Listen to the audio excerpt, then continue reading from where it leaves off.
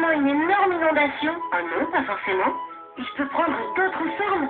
Eh oui, viens voir. Tiens, un village Sur l'île de Luçon, aux Philippines. Elles sont toutes petites ces maisons.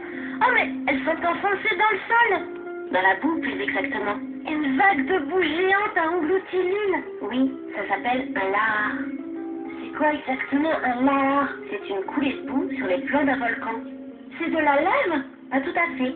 C'est plutôt des cendres volcaniques mélangées à de l'eau. De l'eau? En fait, le lahar, c'est quand de très fortes pluies tombent sur des dépôts volcaniques laissés sur le cratère d'un volcan. Mais alors, si ça venait d'un volcan, elle devait être bouillante, cette coulée de lave. Non, car ces fortes pluies sont tombées 4 ans après l'éruption du volcan. Les cendres étaient froides. Tu as tout compris.